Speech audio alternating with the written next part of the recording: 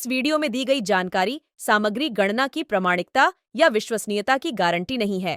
सूचना के विभिन्न माध्यमों, ज्योतिष, पंचांग, प्रवचनों, धार्मिक मान्यताओं, धार्मिक ग्रंथों आदि से संकलित करके यह सूचना आप तक प्रेषित की गई है। हमारा उद्देश्य सिर्फ सूचना पहुंचाना है। पाठक या उपयोगकर्ता इसे सूचना समझकर ही ले। इसके अतिरिक्त इसके किसी भी तरह से उपयोग की जिम्मेदारी स्वयं उपयोगकर्ता या पाठक की ही होगी। नमस्कार दोस्तों, स्वागत है आपका हमारे YouTube चैनल सांसारिक जानकारी पर। हम आपको यहाँ पंडित प्रदीप जी मिश्रा द्वारा बताए गए उपाय जो वे अपनी कथा में बताते हैं, उनकी जानकारी देते हैं ताकि आपको एक ही जगह पर ही सारे उपाय मिल जाए। गुरु जी के बताए गए उपाय श्री शिव पुराण से जाने गए होते हैं, इसलिए निसंदेह भगवान शिव पे विश्वास रख कर करे। इस पुराण में शिव जी को वात्सल्य, दया और करुणा की मूर्ति के रूप में महिमामंडित किया गया है। इस पुराण का पाठ करने से भक्तों के अंदर भी ऐसे ही गुणों का संचार होता है, यानी भक्तों का चरित्र भी भगवान शिव की ही तरह बनने लगता है। जो भक्त शिव पुराण का विधि पूर्वक पाठ करते हैं वो जीवन मरण के चक्र से भी मुक्ति पा जाते हैं। शुक्रवार का दिन धन की देवी माँ लक्ष्मी को समर्पित होता है। इस दिन विधि विधान से माँ लक्ष्मी की पूजा की जाती है।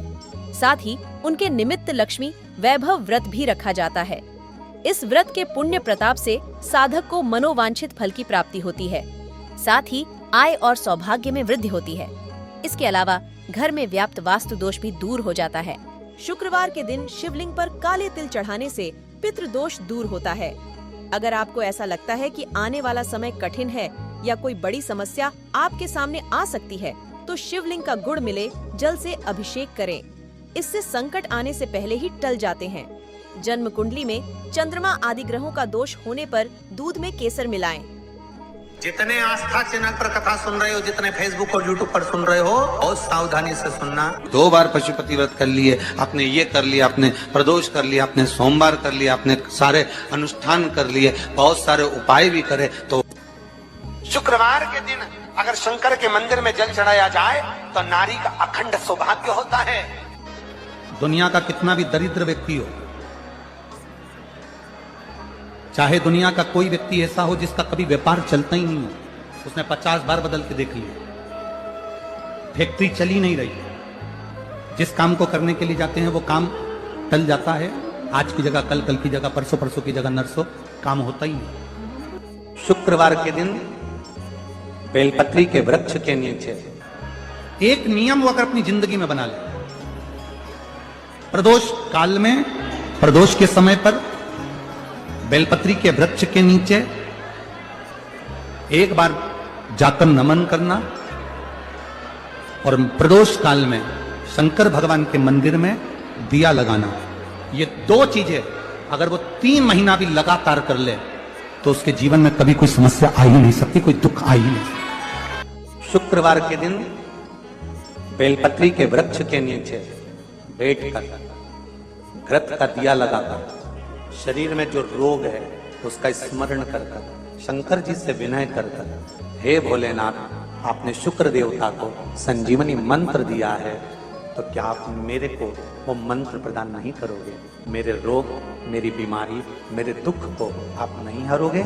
शिव से कहो, ये शरीर आपने दिया है और भजन करने के लिए दिया है, स्मरण करने के लिए दिया है, कीर्तन करने के लिए दिया है, तो संभालोगे भी आप। और बेलपत्री की ओर मुख कर घी का दिया लगाकर महामृत्युंजय मंत्र का स्मरण कर लेने पर धीरे धीरे धीरे धीरे धीरे धीरे वो रोग समाप्ति की ओर आता चलेगा।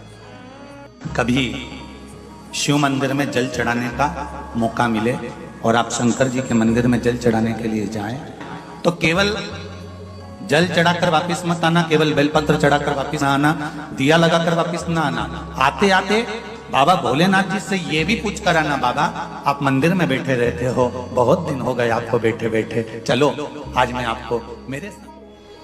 आप अगर कहीं जा भी नहीं सकते तो शिव तत्व कहता है कि अपने घर में बैठकर भगवान शंकर की अविरल भक्ति को धारण करो। जितना आप शिव को याद करोगे उतना उतना आपकी जिंदगी का दुख कटेगा। शिव महापुराण में कथा आती है कि माता सती यज्ञ की अग्नि में कूद कर अपने प्राणों को त्याग दिया।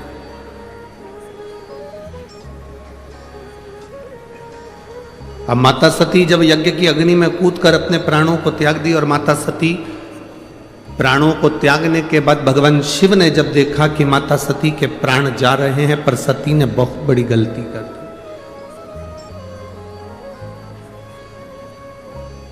ये सती ने जो गलती करी, संसार का कोई व्यक्ति ऐसी गलती ना करे जो सती कर गई, जो माता सती ने करा। क्या गलती सती ने करी? सती ने सबसे बड़ी गलती माता सती ने करी कि यज्ञ की अग्नि में सती कूद गई। हमारा सनातन धर्म कहता है कोई यज्ञ हो रहा हो, कोई अनुष्ठान हो रहा हो, कोई कथा हो रही हो, कोई प्रवचन हो रहे हो, कोई धर्म का आयोजन हो रहा हो, कोई धार्मिक आयोजन हो रहा हो, बन सके तो उसमें प्रयास करना कि अपने हाथ को आगे बढ़ाकर उस यज्ञ को पूर्ण कराने का प्रयास करना, अपना टांग अपना पांव उसमें मत अड़ाना, नहीं तो सती जल जैसे जलकर भस्म होना पड़ सकता है। माता सती ने एक गलती कर दी कि यज्ञ के कुंड में माता सती चली।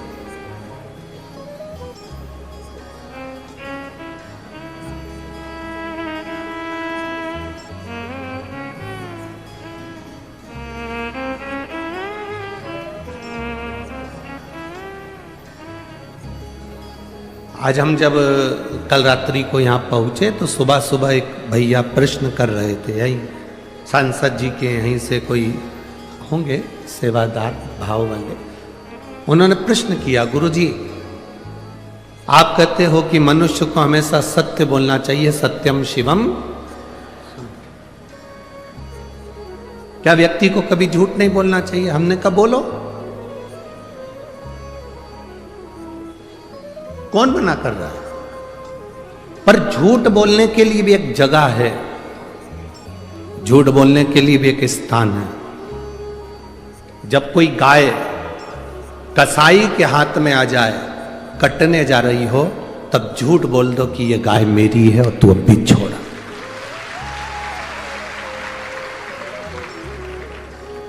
झूठ बोलने के लिए भी एक स्थान बताया गया है कि उस स्थान पर झूठ बोल दो।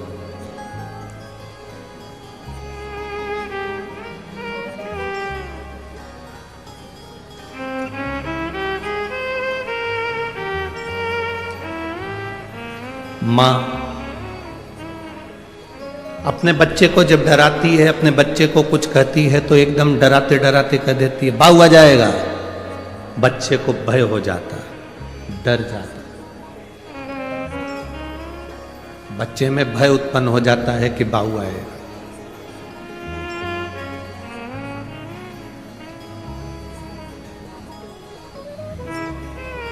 जैसे बच्चे में भय होता है कि बाऊ आ जाएगा तो बच्चा डर जाता है, उसी तरह जब हम प्रतिदिन पंचाक्षर मंत्र नमः शिवाय, षडाक्षर मंत्र ओम नमः शिवाय या श्री शिवाय नमस्तुभ्यम का जाप करते हैं तो मृत्यु को, पाप को, हमारे बेकार कर्म को भी भय लगता है कि मैं इसके नजदीक नहीं जाऊं। मंत्र का जाप, मंत्र का स्मरण, नाम का स्मरण जीव को एक आनंद की अनुभूति करा देता है।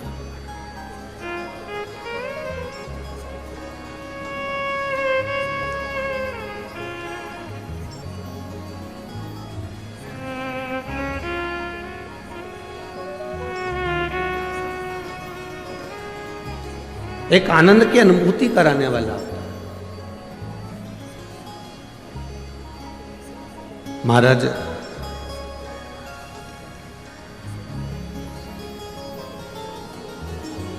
आप सब तो विदर्भ के हो, अमरावती के हो, तो आप लोगों को तो बहुत ज्यादा भगवान कृष्ण की कथा का ज्ञान है।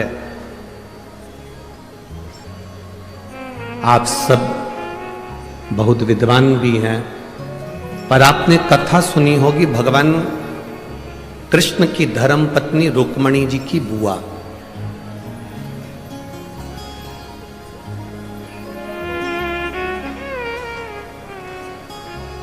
माता रुक्मणी जी की एक बुआ थी जिनका नाम इंदुमती था। क्या नाम था? जम के बोलो जरा। इंदुमती। ये रुक्मणी जी की बुआ है, भगवान कृष्ण की बुआ सास है इंदुमती। विदर्भराज भीष्मक की बहन है इंदुमती।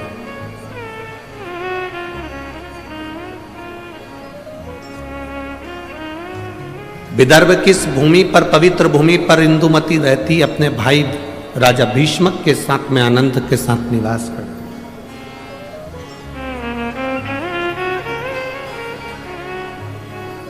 माता इंदुमती का एक संकल्प सबसे प्रबल था। उस संकल्प के चक्कर में जितने इस विदर्भ में कोई द्रोही भी अगर अंदर प्रवेश करने की सोचता था तो इंदुमती को देखकर भय खा जाता था।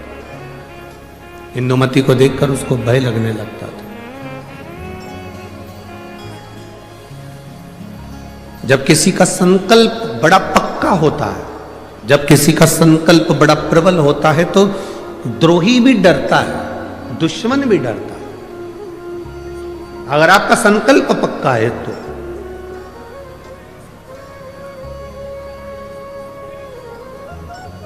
रुक्मणी जी की बुआ इंदुमती का संकल्प बड़ा पक्का था। और हमने पहले भी कथा में कहा कि संकल्प लेना तुम्हारा काम है और पूर्ण करना महादेव का काम है। पूर्ण वो करेगा। संकल्प आप लीजिए, पूर्ण करने की जवाबदारी परमात्मा की है। आपने संकल्प लिया कि मैं किसी संत का, साधु का मुख प्रतिदिन देखूंगी, तो संत साधु को तुम्हारे दरवाजे तक पहुंचाने की जवाबदारी उस परमात्मा की है। आपने संकल्प ले लिया कि मैं एकादशी का व्रत करूंगी, तो संकल्प आपने लिया पर पूर्ण करने की जवाबदारी उस परमात्मा की है।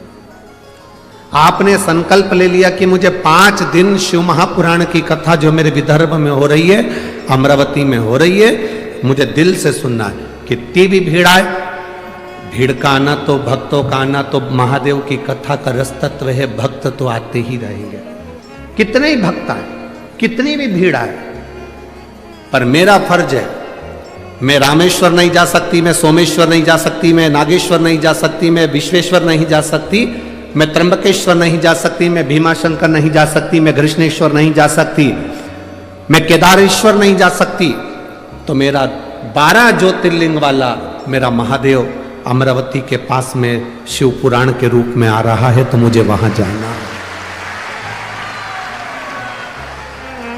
मुझे वहां पहुंचना है।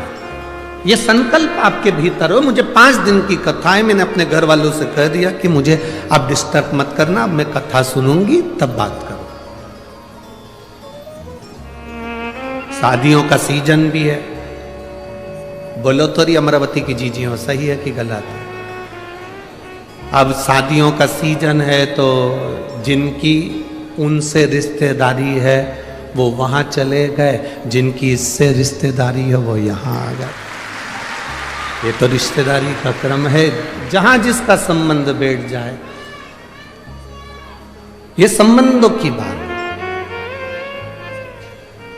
और एक बात आज आप लोगों को कहूंगा इस अमरावती की पवित्र भूमि से,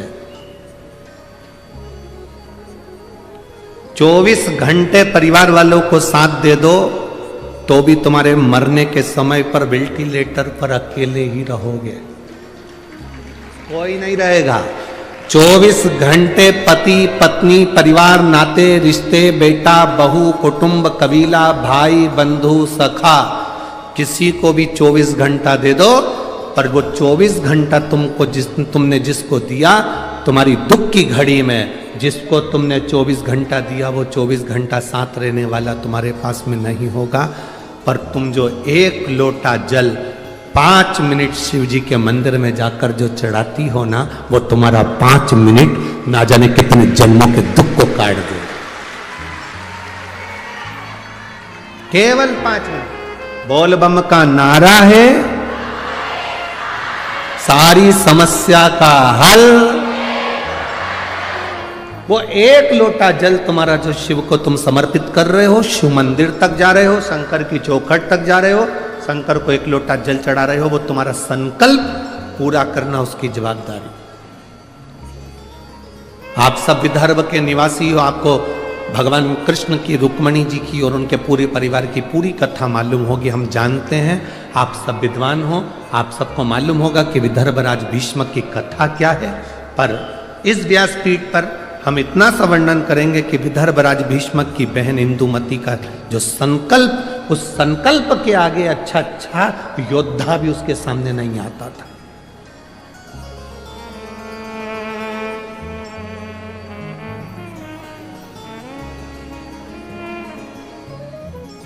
जैसे भारत की भूमि के जितने संत हुए, इन्होंने पूरे राष्ट्र को केवल भक्ति का बल प्रदान किया, और वो बल बहुत जरूरी है।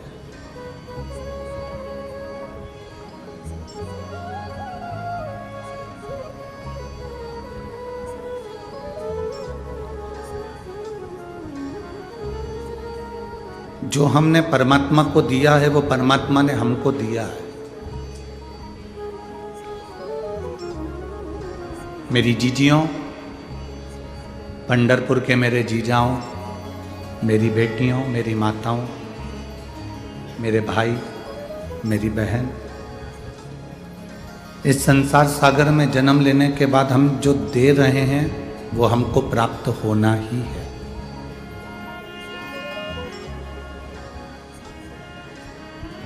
कई लोग आप पर हंसेंगे, कहेंगे क्यों अपना समय बर्बाद करने के लिए जाते हो, 3 घंटे क्यों कथा में जाकर बैठ जाते हो, कीर्तन होता है तो उसमें मंजीरा बजाते रहते हो, मृदंग बजाते रहते हो, क्यों अपना टाइम बर्बाद कर रहे हो।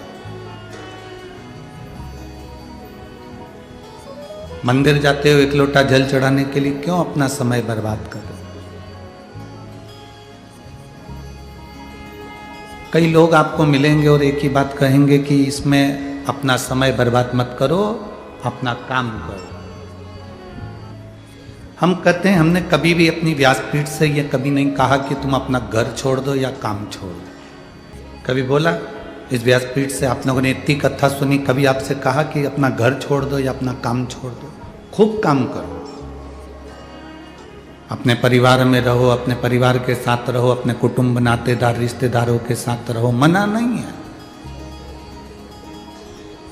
पर संत नामदेव जी जैसे, संत तुकाराम जी जैसे, संत ज्ञानेश्वर जैसे, संत मुक्ताबाई जैसे, संत रामकृष्ण परमहंस जैसे, संत मीराबाई जैसे अपनी जिंदगी को जियो। घर में रहो, परिवार में रहो, और परिवार में रहकर भी भगवान का इतना भजन करते रहो कि हरि विठ्ठल तुम्हें गले लगाने के लिए आ जाए, इतनी भक्ति करते।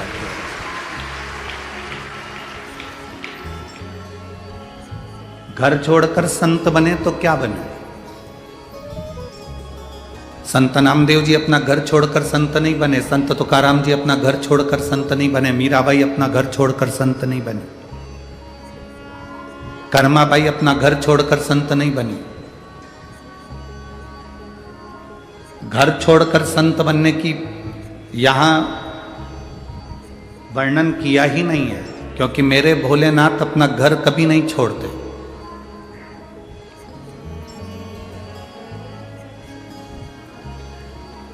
कई लोग कहते हैं हमने शंकर जी के लिए अपना घर छोड़ दिया। शंकर जी तुझे कहने के लिए आए थे कि तू घर छोड़। शिव कभी कहने के लिए नहीं आते कि तुम अपना घर छोड़ दो, तुम अपना परिवार छोड़ दो, तुम अपने कुटुंब छोड़ दो, तुम अपने रिश्ते छोड़ दो। शिव तो कहते हैं कि जैसे मैं अपने परिवार के साथ रह रहा हूं, गणेश जी मेरे साथ हैं, कार्तिकेय मेरे साथ हैं, अशोक सुंदरी मेरे साथ में है, पार्वती मेरे साथ में है, मेरी 5 लड़कियां जया, विषहरा, शामली बारी, दौतली, देव, सब मेरे साथ मेरा पूरा परिवार है।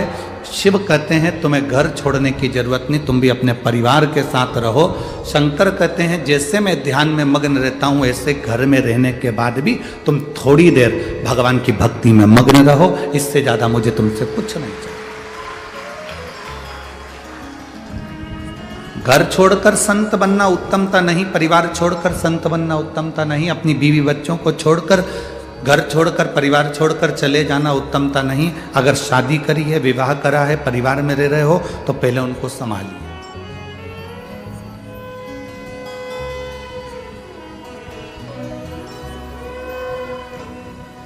अपना साधु जैसा जीवन आप घर में क्यों नहीं जी पाते?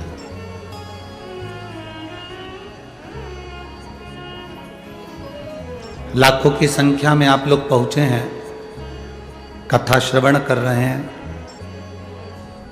लाखों की संख्या में पहुंचने के बाद आपसे कभी किसी ने नहीं कहा होगा, ना किसी ने दबाव दिया होगा कि तुम्हें कथा सुनने चलना है। कोई ने प्रेशर भी नहीं दिया होगा कि तुम्हें कथा सुनना ही पड़ेगी। आपने कभी अपनी पड़ोसन से यह कहा कि तुझे एक लोटा जल चढ़ाने जाना ही पड़ेगा, चाहे कुछ भी हो जाए? नहीं गई तो सोच लेना। कभी ऐसा कहा? अरे बोलो तो जम के। नहीं कहा ना। मतलब किसी को कोई प्रेशर नहीं है, किसी को कोई दबाव नहीं है। तुम्हारा मन पड़े तो एक लोटा जल चढ़ाओ, तुम्हारा मन पड़े तो शिव महापुराण की कथा सुनो, तुम्हारा मन पड़े तो भगवान का दर्शन करो, तुम्हारा मन पड़े तो भजन करो। किसी पर कोई प्रेशर नहीं, कोई दबाव नहीं। क्यों?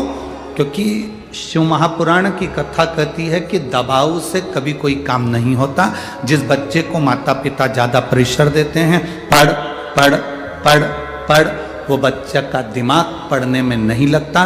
जब माता पिता एक बार उसको दिल से समझा देते हैं, बेटा तेरी पूरी जिंदगी इसी पढ़ाई में है, तुझे दिल से पढ़ना पड़ेगा, उत्तीर्ण होना पड़ेगा, नंबर अच्छे लाना पड़ेंगे, तो बच्चा समझ जाता है और अच्छी पढ़ाई कर कर आगे बढ़ जाता है। उसको समझाना पड़ेगा, प्रेशर नहीं देना,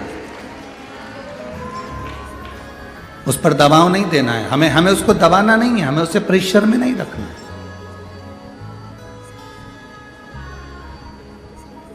जाओ भगवान की भक्ति करो, पर दिल से करो। तो दोस्तों, यहाँ पे हमारी वीडियो समाप्त हुई। उम्मीद करती हूँ हमारी ये जानकारी आपको जरूर पसंद आई होगी।